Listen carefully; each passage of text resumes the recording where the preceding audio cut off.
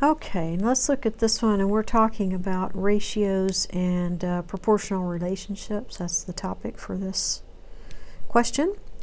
The label, or the table below, shows the amount of money in dollars that Kathy earns babysitting for a given number of hours worked. Based on the table, which statement is true about the relationship between the number of hours H she works and the amount of money D she earns?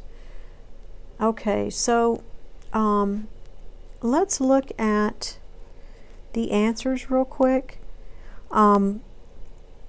This one says it's not proportional. This one says it is proportional. This one says it's not proportional. And this one says it is proportional. So once we determine whether it's proportional or not, we can eliminate two of the answers right off the bat.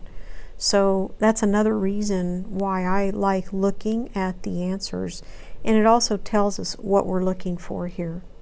It's not looking for, so how many, how much money did she make after 7 hours of work or something like that. It's actually looking as we need to determine, is it proportional or not? So since we have to determine that, then we can look at this. Let's look at this very first one right here. And it's telling us she works 4 hours and she earned $50. So we can say 50 divided by 4, and we get 4 goes into 5 one time, 10, 1 left over, bring down the 0. That's 2. 2 times 4 is 8. Now we got 2 left over, and we can do this and add a 0, 0.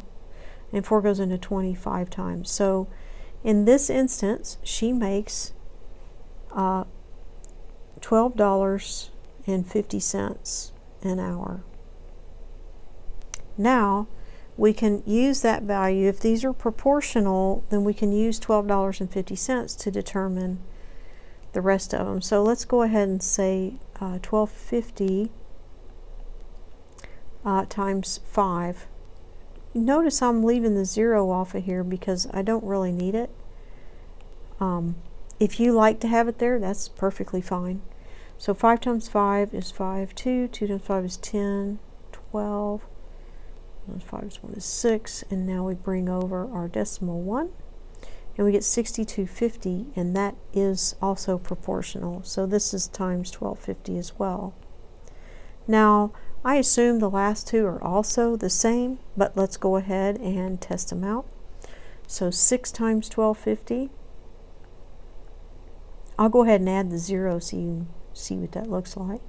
6 times 0 is 0. 5 times 6 is 30. 2 times 6 is 12. There's 15. 6 and 7.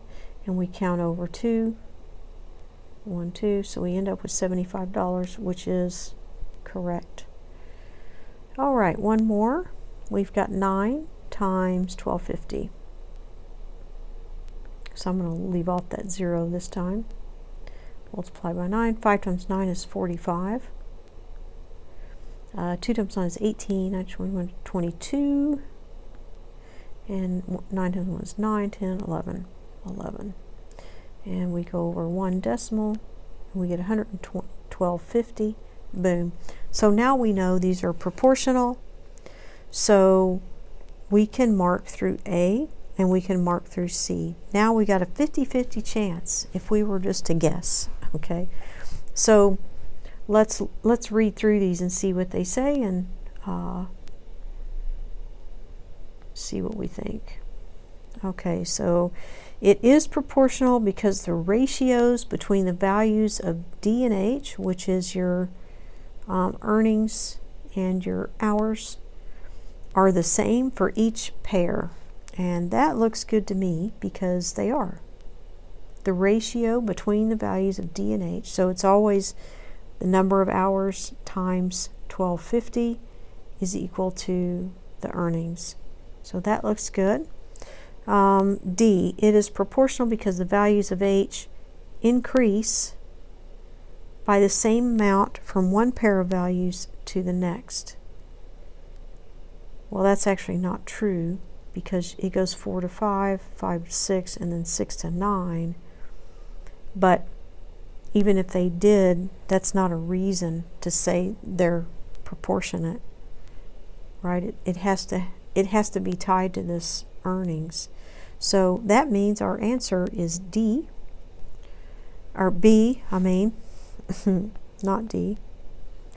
And one other thing to note, 47% of the students that answered this question got it right. So again, this was a more difficult problem, and you really have to think through it. But make sure you work each and every one of these out, and that will really help you to determine, yeah, it's proportional, no, it's not. Okay? All right, that's it for this one. I hope that helps, and I will see you in the next one.